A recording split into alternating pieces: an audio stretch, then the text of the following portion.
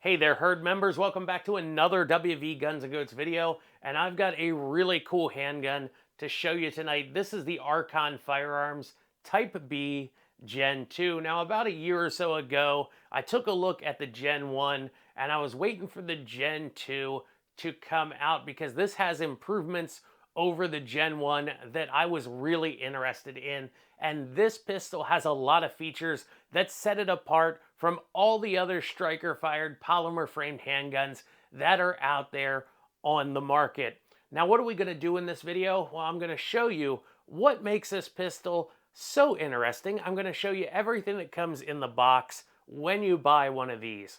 Now, the range portion, that is going to be its own separate video where we put a lot of different ammo through this gun, different types, full metal jacket, hollow point. We're going to mount an optic on it for that video, but that video is going to come at a later time when it dries out a little bit outside and maybe warms up where we can spend a day out on the range. Now, if you haven't become a herd member yet here at WV Guns and Goats, how about you go ahead and headbutt that subscribe button and let's take a look at the Archon Firearms Type B Gen 2.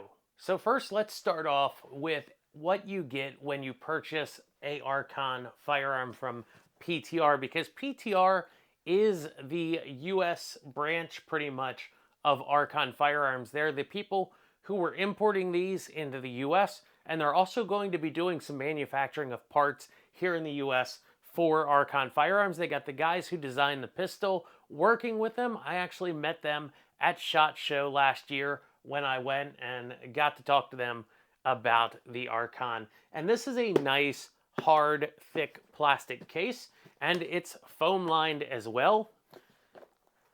And I'm going to show you all these parts that you get with the gun when it comes in.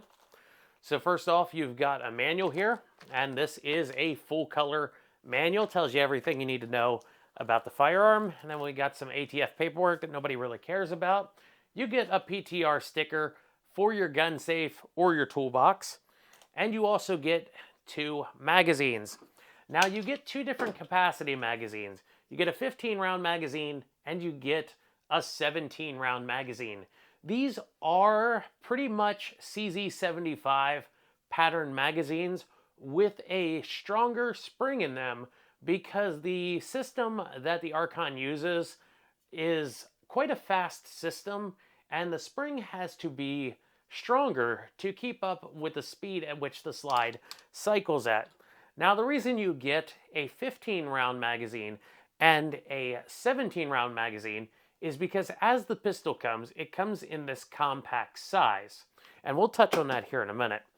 In the box, you're going to find some back straps here, and you're also going to find this magazine well piece. Now, here's the short back strap right here. Then there is a medium back strap right there, and a long back strap right here. Now, what you can do is you can change out this back strap and this magwell piece right here to make this into a subcompact 13 round grip. Now, it does not come with a 13 round magazine. You have to buy that from PTR's website. You can leave it at this 15 round compact size, or you can put the long back strap on the other magwell spacer and then move this spacer that's on here to the bottom to give you a full-size grip and a 17 round capacity. The back strap is held in with a pin, and so is the magwell, so you're going to have to knock 2 pins out of here if you want to change your grip length.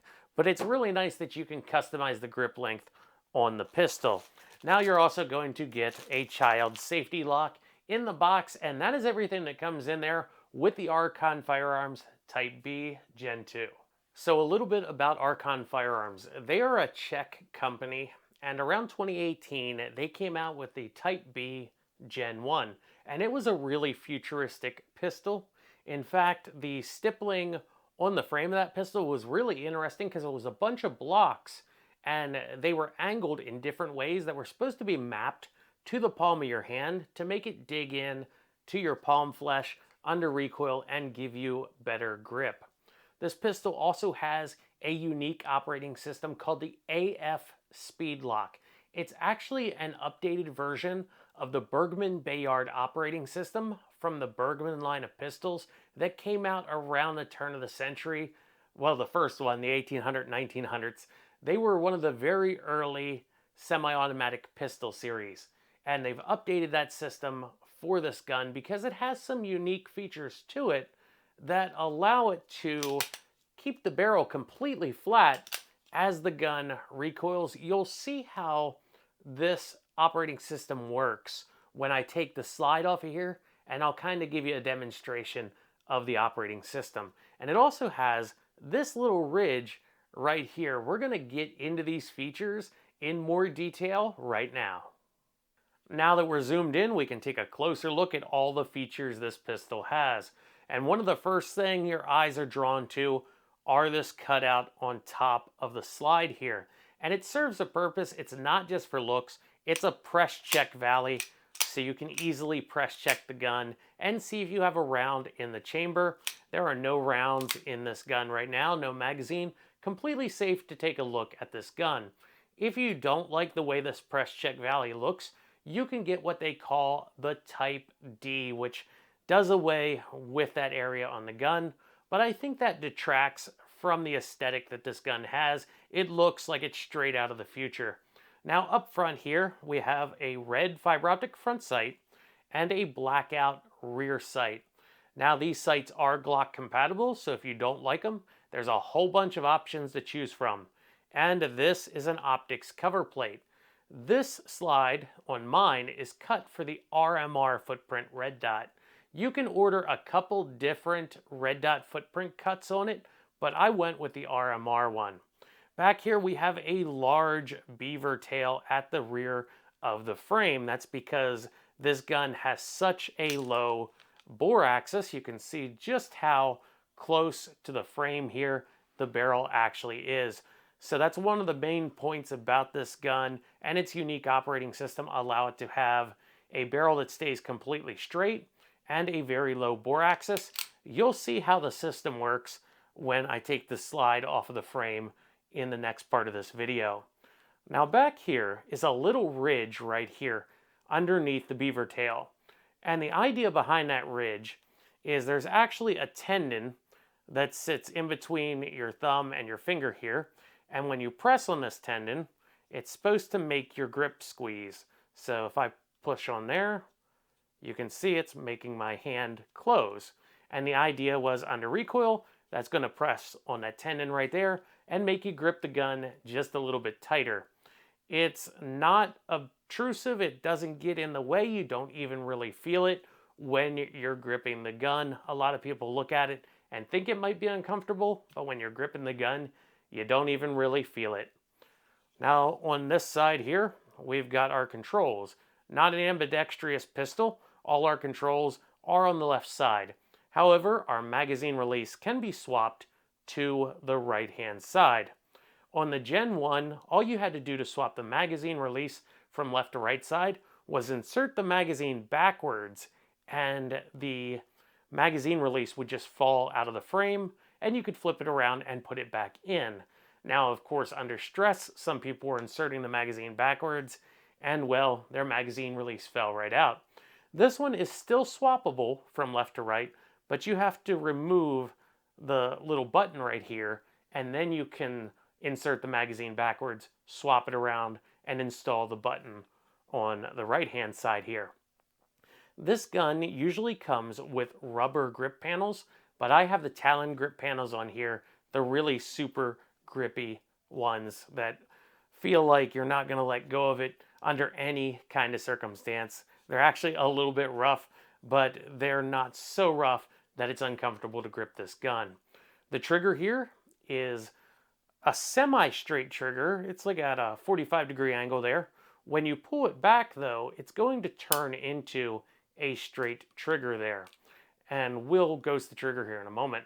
And then up front, of course, we have a Picatinny rail for lights and lasers. I don't know if I touched on that, but that is all the features of the Archon Type B. Now let's go ahead and try that trigger out. So we got some travel back here, back to a wall. There's the wall. And now we're going to slowly let it out. There's our reset. Wall, break, reset, break. So a pretty nice trigger for this gun, actually. It feels quite nice. It's not like a super match trigger or anything, but it does feel good for a striker-fired handgun and completely serviceable for any situation you want to use this pistol in. There are companies online that will tune that trigger up. So I'm going to show you how to field strip the Archon Type B and how the AF Speedlock system works. So we've verified this gun is unloaded and safe to work with. On the left side of the gun, there's a takedown nub, and you have to press on that nub there, and it will pop out a pin on this side of the gun here. Now, if you don't have any fingernails, you might need a tool to push it through. Give it that little extra bump there, and then we can pull the pin out. And this is all the further the pin goes. It is a captive pin. It does not pull out of the gun completely, just like an AR-15 takedown pin. The next step is to pull the trigger on the gun to decock the striker. So I'm going to pull the trigger. As I said, we unloaded it so we don't get a bang when we expect a click here. And we can then separate the two halves of the gun. I'm going to show you some interesting things on the inside of the frame here. So from here to here, we have the actual serialized metal chassis. So you can take that out for a really deep cleaning, or if they come out with a metal frame, I think they showed that off at SHOT Show, you'll be able to take the chassis out and drop it into the metal frame. Now right here we have the ejector mounted to the top of the chassis, and then we have our sear right here. Now at the back of the gun here, there's not a lot of height back here. And on a Glock or other striker-fired handgun, the sear actually moves up and down. On the Archon, the sear right here actually moves left to right. So watch when I pull the trigger here. You see the sear moving left to right there? When I let the trigger out, the sear moves back to the left. When I pull the trigger, it moves to the right there. At least from where I'm looking at. If you were looking at it from the back, you know, it would move from right to left.